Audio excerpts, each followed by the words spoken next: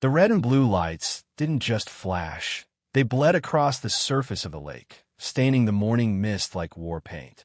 I remember the crunch of tires on gravel, the way the loons scattered from the shoreline, as if they sensed trouble before I did. And there she was, Brenda Carmichael, standing on the deck of that oversized suburban palace she'd planted on the water like a trophy, pointing at me with the fury of a queen betrayed. "Officers, that's him. That's the man trespassing." Imagine hearing that when you're holding nothing more dangerous than a fishing pole. My name's Marcus. 3 years ago, I thought I'd finally outrun the chaos of my past. A 20-year career in military logistics, a divorce uglier than winter in Kandahar, and a lifetime of always being on somebody else's schedule. My grandfather's cabin was supposed to be my safe place. A crooked A-frame, cedar walls that still smelled like childhood summers, and a dock polished by half a century of waves. I thought I'd found peace. But peace has enemies. And sometimes they were pink bathrobes. Brenda had been a storm the day she arrived. A storm in designer sunglasses. She wasn't from here.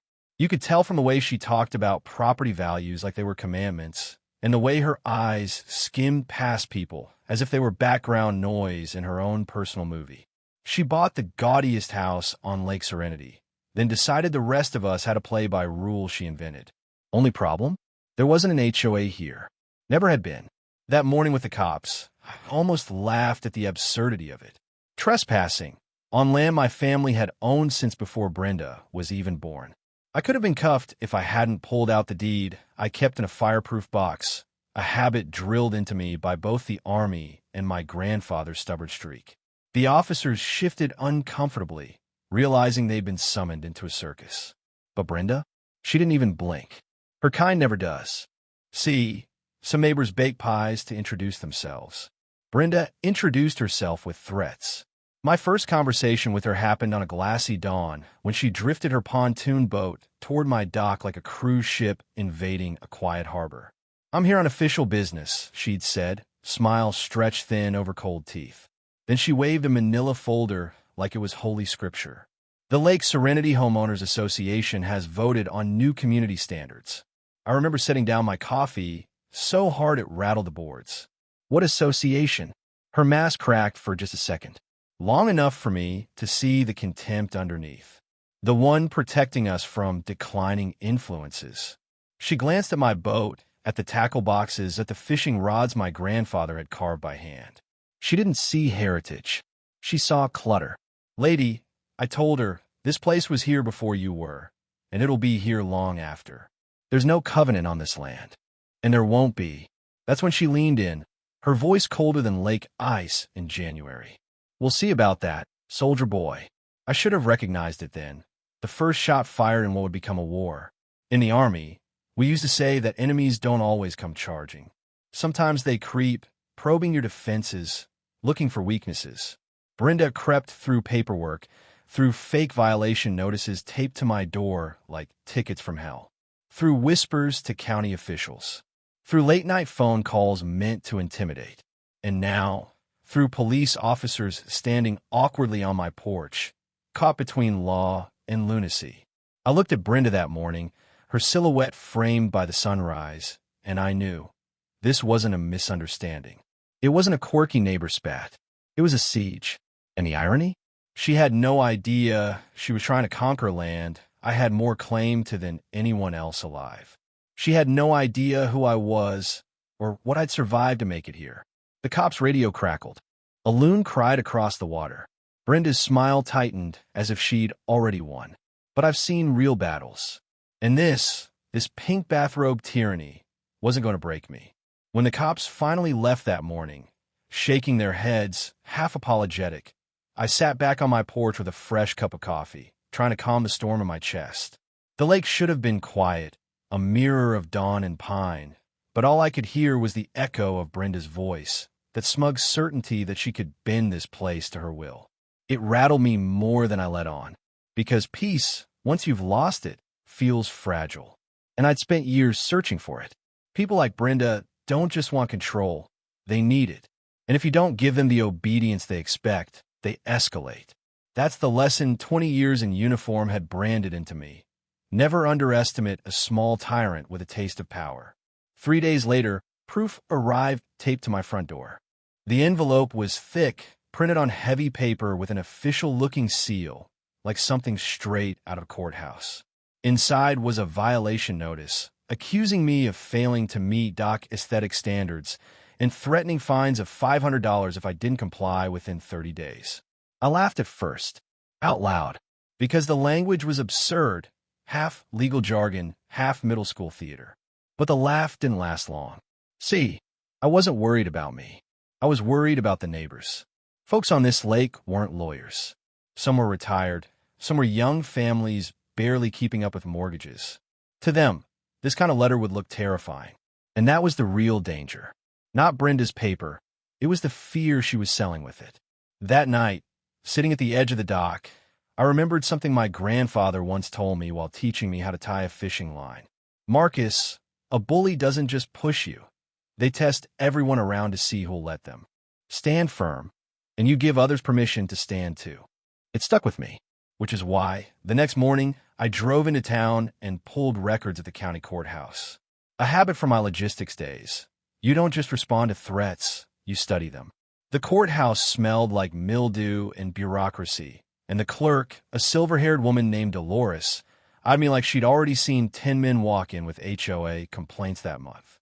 When I handed her Brenda's violation notice, she chuckled, low and dry. She's been in here 6 times this month, asking about lien authority, she whispered, flipping through dusty files. Doesn't know her elbow from her. Well, let's just say she doesn't understand property law. I leaned over the counter as she slid my deed toward me. Clean as sunlight. No covenants, no restrictions, no HOA. But then Dolores frowned, pulling up another file. Here's the kicker. Brenda incorporated something called Lake Serenity Homeowners Association last year. 12 members out of 47 properties. That's it. She tapped the folder. She's got as much authority over you as my cat has over city council. 12 members out of 47.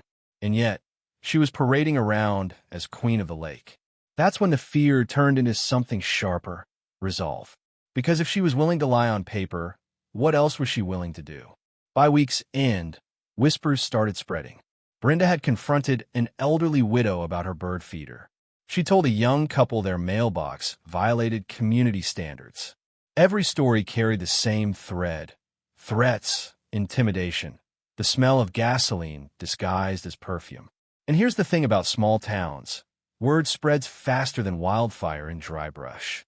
It didn't take long before messages started popping up in my inbox after I made a careful post on Facebook. Has anyone else received violation notices from the Lake Serenity HOA? Asking for educational purposes. The responses flooded in. 8 neighbors, then 10, each with their own Brenda horror story. Photos, letters, even bounced checks from her so-called association. That was the moment I realized this wasn't just my fight anymore. We called ourselves the Truth Squad, half joking at first. A retired librarian named Janet showed up with a binder thick enough to choke a mule, documenting every incident down to time and date. Tom from Marina brought receipts of unpaid fuel bills. Florence, a 90-year-old who'd lived on the lake since Eisenhower, shared her sharp observations about late-night activity at Brenda's so-called family rentals. And as the stories poured in, something clicked for me. Brenda wasn't just an annoying neighbor. She wasn't even just a bully. She was running a con, a whole-side hustle empire of vacation rentals, unlicensed and unreported, built on intimidation and fake authority. I remember staring across the lake that evening, watching her mansion windows glint like predators' eyes in the setting sun, and feeling that old military instinct rise in my chest. This wasn't about fishing rights anymore. This was war. It happened on a Tuesday morning, just as the lake was waking up.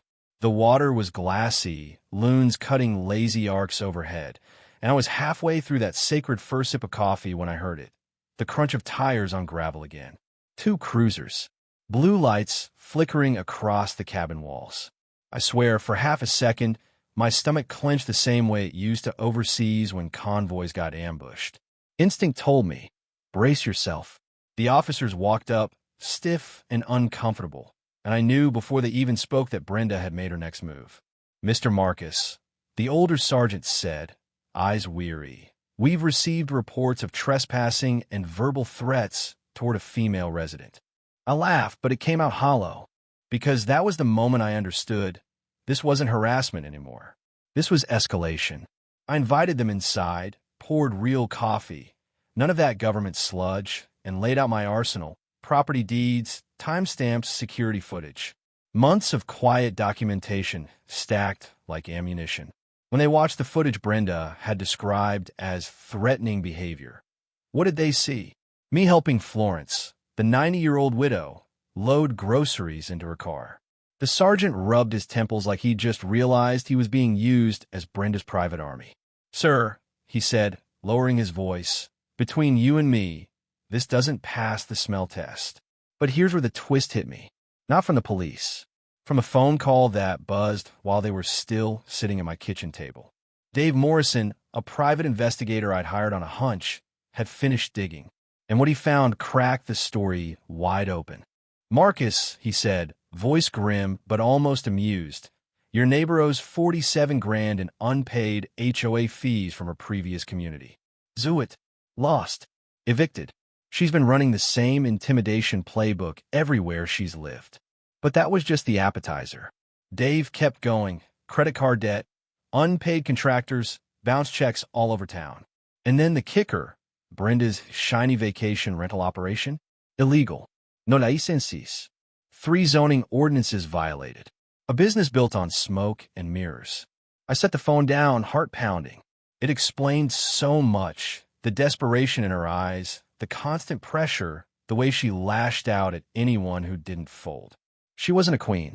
She was a cornered animal, clawing at anything that looked like control.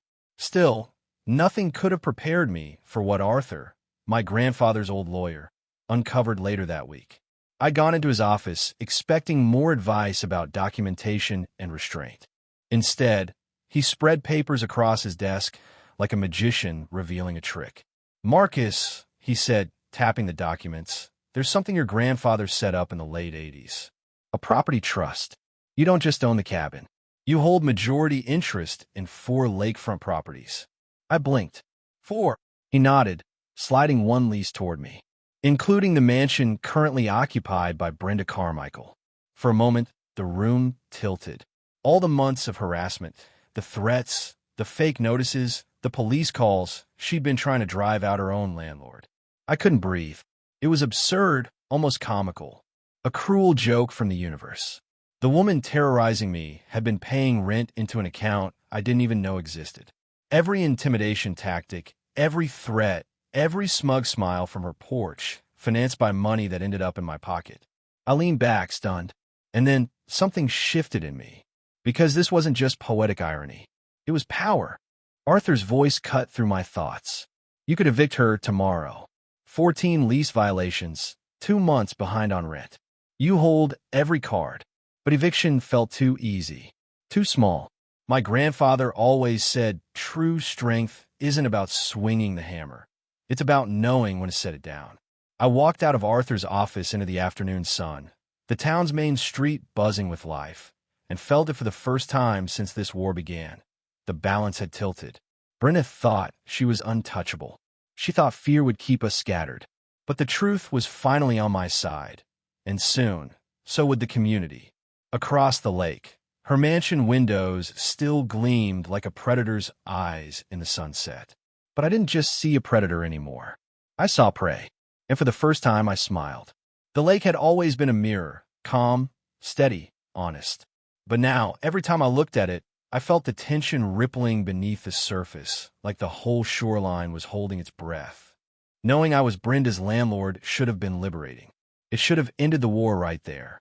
But the truth is, it made things heavier. Because now I had a choice. I could pull the trigger, serve her with eviction papers, and watch her empire crumble. Or I could hold back, give her rope, and risk her dragging the whole community through more chaos before the end. Arthur, ever the steady hand, laid it out in his office one evening. The air smelled of old leather and cigar smoke. The man's desk covered in neat stacks of documents like an arsenal of legal weapons. Marcus, he said, glasses perched on his nose, The courts like patience. So you try to resolve things. Mediation, documentation, restraint. It'll make your case ironclad when she inevitably overplays her hand. I wanted to slam the table. Restraint? After months of lies, intimidation, and harassment? After watching elderly neighbors shake at the thought of opening their mailboxes? But I could still hear my grandfather's voice in the back of my mind. Real strength is knowing when not to strike. So I held back. And Brenda, true to form, filled the silence with madness.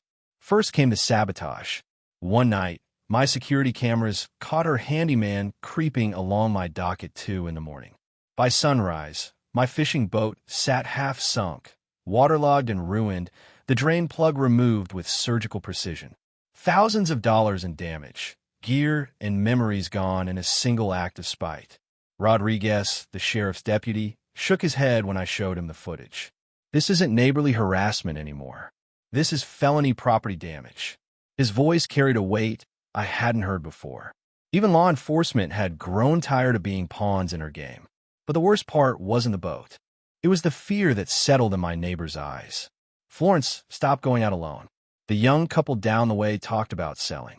The community I'd grown up loving was splintering under the pressure of one woman's obsession. That's when the Truth Squad became more than a chat group. We started meeting at Janet's house.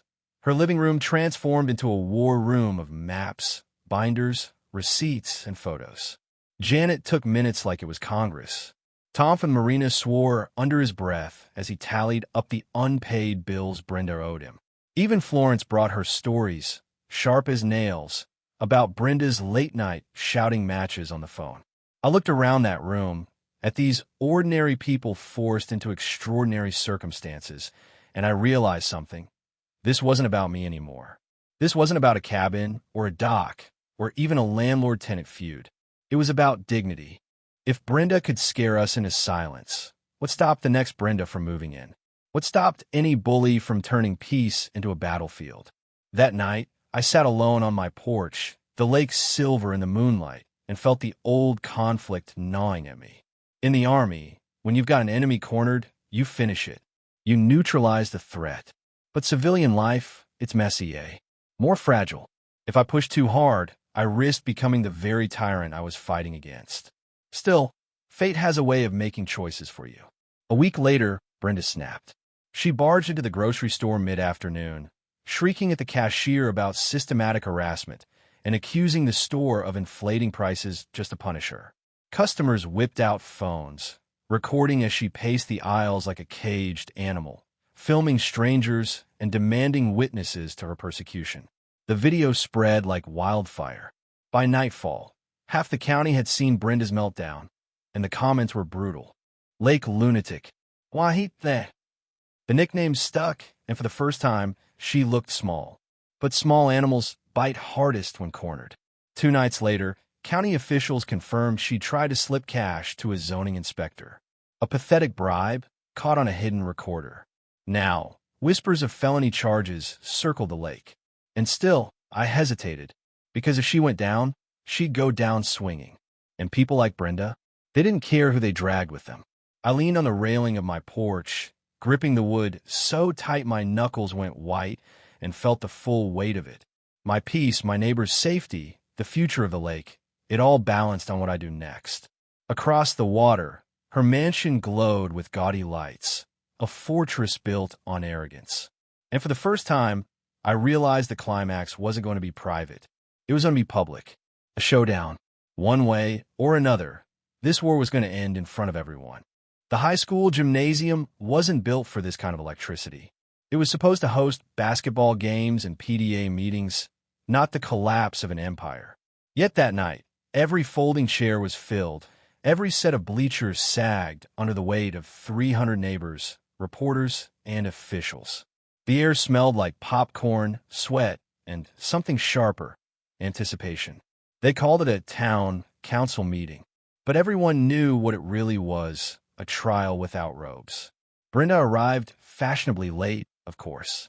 She swept in wearing a white power suit that practically screamed, "I am important," dragging along a lawyer from the city who looked like he charged more per hour than most folks made in a week. She held her head high, but her eyes were darting, scanning, calculating.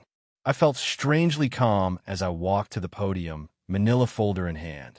Months of harassment, nights of anger, all the restraint and patience Arthur had drilled into me. They brought me here. The gym hushed when I spoke. 3 months ago, I thought I was dealing with a neighbor dispute. Tonight, I like to tell you the truth. Arthur's projector hummed to life, splashing documents across the pull-down screen. Deeds, lease agreements, photos, timestamps. Gasps rippled through the crowd as the puzzle pieces locked together in plain sight. And then I dropped the bomb. For 3 years, I said, steady and clear, I've been Brenda Carmichael's landlord. The reaction hit like a thunderclap. Applause, laughter, even a few shouts of disbelief. Brenda's face went pale, then red, then pale again, like a storm cloud choking on its own lightning. Arthur clicked through the evidence like a conductor guiding an orchestra. Footage of her handyman sabotaging my boat, audio recordings of her bribery attempts, receipts of unpaid bills from half the businesses in town. Janet's meticulous binder provided the backbone, a timeline of intimidation and deceit that read like a case study in corruption. And then came the eviction notice. I held it high, crisp and legal, and let the words land like a hammer. Ms. Carmichael, for multiple violations of your lease, I am giving you 30 days to vacate the premises. The crowd erupted. It wasn't just applause, it was release. Months of bottled frustration bursting into noise that shook the rafters. Brenda, cornered in front of the entire community, snapped. "This is all lies and conspiracy," she screamed, voice shrill enough to make the microphone screech. "He's bought off the sheriff. He's bribed the media. I am the victim here." Her lawyer tried to pull her back, but she lunged toward the podium, fingers stabbing the air like a weapon. "You people are sheep. I built this community. Without me, your property values will rot." That was when Florence, 90 years old, cane in hand, stood from the front row. Her voice cut through the chaos like a rifle crack. "Darlin', I've lived on this lake for 60 years, and you are the rot." The gym went silent. For a heartbeat, you could hear nothing but the fluorescent lights buzzing. And then the place exploded. Cheers, whistles, stomps on the wooden bleachers. It wasn't just rejection. It was an exorcism. Brenda staggered back, her mask slipping completely. The lawyer whispered in her ear, but she wasn't listening. She shrieked, flailing, desperate, her voice cracking into something almost childlike. "You can't do this to me. I am the HOA. "No," I said, steady as stone. "You're just a tenant, and your lease is over." Sheriff's Deputy Rodriguez stepped forward then, not as an enforcer of Brenda's whims, but as the final nail in her coffin. His report, read aloud, detailed her false police calls, her property damage, her attempted bribes. It wasn't just community drama anymore. It was criminal. Brenda's knees buckled. For the first time since she'd arrived at Lake Serenity, she looked small, deflated. The predator turned prey. As she was let out, the cameras caught it all, the collapse of an empire stitched together from lies.